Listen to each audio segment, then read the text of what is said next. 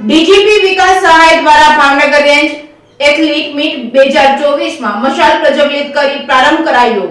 ભાવનગરમાં આવેલ police parade ગ્રાઉન્ડમાં 3 દિવસ ચાલનાર ભાવનગર રેન્જ એથ્લીટ મીટ 2024ની શરૂઆત ગુજરાત ડીજીપી દ્વારા કરવામાં આવી હતી, જેમાં ભાવનગર, બોટાદ અને અમરેલી જિલ્લાના મળીને કુલ 1293 પોલીસ જવાનોએ ભાગ લીધો હતો, જેમાં 218 જેટલી મહિલા પોલીસે પણ ભાગ લીધો હતો। બાસ્કેટબોલ તેમજ 100 અને 200 મીટરની દોડ, ક્રિકેટ જેવી અલગ અલગ રમતો 3 દિવસ ચાલશે। સવારના 8:30 કલાકે ડીજીપી દ્વારા ઘોઘા સર્કલ સ્થિત કેએમ સ્પોર્ટ્સ કોમ્પ્લેક્સ ખાતે બાસ્કેટબોલની શરૂઆત કરવી હતી અને ત્યારબાદ 9 કલાકે નવાપરા સ્થિત પોલીસ પરેડ ગ્રાઉન્ડ પહોંચ્યા હતા। ડીજીપી વિકાસ સહાયને પોલીસ જવાનો દ્વારા પરેડ કરી સલામી આપવામાં આવી હતી અને ત્યારબાદ મશાલ એથ્લીટ મીટની મશાલને પ્રજ્વલિત કરી હતી અને ભાવનગર રેન્જ એથ્લીટ મીટ 2024ને ખેલની શરૂઆત કરવામાં આવી હતી। રિપોર્ટિંગ બાય હિરેન ભાયાણી, ભાવનગર શહેર ખાતે પોલીસ પરેડ ગ્રાઉન્ડમાં ભાવનગર પોલીસ એથ્લેટિક્સ મીટ 2024નો ઉદ્ઘાટન સમારોહ યોજવામાં આવેલો હતો, જેમાં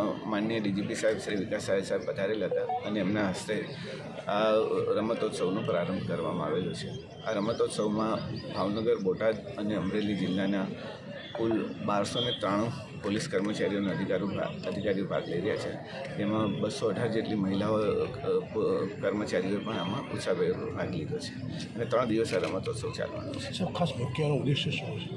આનો ઉદ્દેશ્ય એ છે કે સ્પોર્ટ્સનું કલ્ચર એક રહેશે પોલીસનું, અને સાથે સાથે કર્મચારીઓ અને અધિકારીઓ એક સાથે જો ગ્રાઉન્ડ પર રમતા હોય તો તે લોકોમાં સંઘ ભાવનાનો વિકાસ થાય અને સાથે સાથે જે કોમ્યુનિકેશન તેમનું વધતું હોય તો પોલીસિંગ માટે પણ એમને ફાયદો રહેશે અને શારીરિક અને માનસિક તણાવમાંથી પણ થોડી મુક્તિ મળશે।